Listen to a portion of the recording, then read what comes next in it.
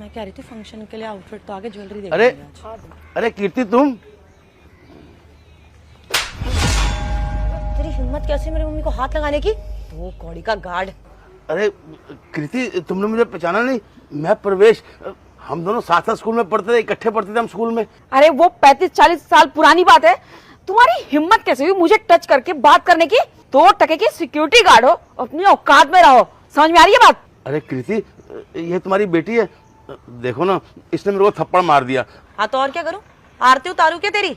अबे 2 कौड़ी का गार्ड है तू, और तूने मेरी मम्मी को हाथ लगाया। तू जानता भी है कि इस सोसाइटी में 3 फ्लैट्स हैं हमारे, तेरी तो एक झुक्की भी नहीं होगी खुद की।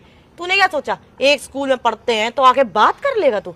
अरे वो इतनी पुरानी बात है, अब इतना डिफरेंस है ना हमारे स्टैंडर्ड में, तेरे को तो दूर से देख के मुंह दर कर लेना चाहिए। कुछ शर्म आनी चाहिए कि तेरी जो दोस्त है वो कहाँ है और तू कहाँ है। और मेरी मम्मी को तुझ जैसे लोग तो याद तक नहीं है। कीर्ति तुम भूल गए, हमने जब बचपन में आपस में बात की थी कि जब हमारे बच्चे बड़े होंगे हम उनकी शादी करेंगे।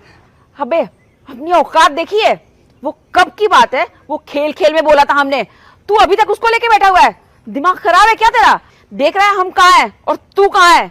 औकात में रह के बात कर। आ रही है बात समझ में? अरे मम्मी मुझे ना सब समझ आ गया है। ये ना जान पूछ के यहाँ पे आया है, इसने ना पहले पता कर लिया होगा कि हमारा क्या स्टैंडर्ड है, क्या लेवल है, इसलिए इसने ये करा होगा। अरे पापा क्या बात हो गई?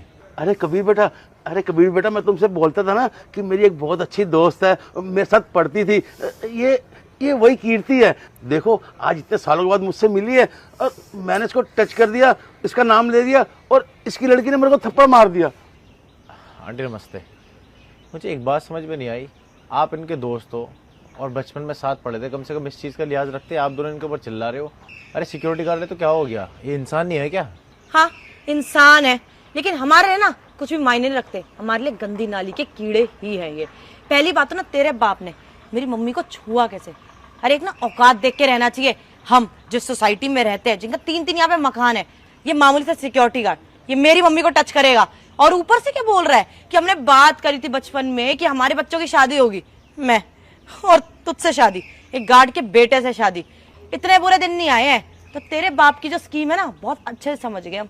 पूरा पता करके आया होगा कि हम तो बहुत अच्छी फैमिली से बिलोंग करते हैं, मेरे बेटे की शादी करवा दूंगा। शाम तक अच्छी खबर मिलेगी, बस भोलेनाथ जी का नाम लेकर वीडियो को एक लाइक और सब्सक्राइब करके कमेंट में हर हर महादेव। और लाइफ सेट हो जाएगी मेरे बेटे की, है ना? यही काम करते हो तुम लोग। तो गार्ड के बेटे से तुम्हारी शादी नहीं हो सकती, चलो मान लिया। तुम बहुत अच्छी फैमिली से बिलोंग करती हो, तो तुमने ये कैसे डिसाइड कर दिया ये अच्छी फैमिली से बिलोंग नहीं करते? तुम्हारे पास पैसा इसलिए तुम अच्छी फैमिली से बिलोंग करते हो? अरे अपब्रिंगिंग भी कुछ होती है।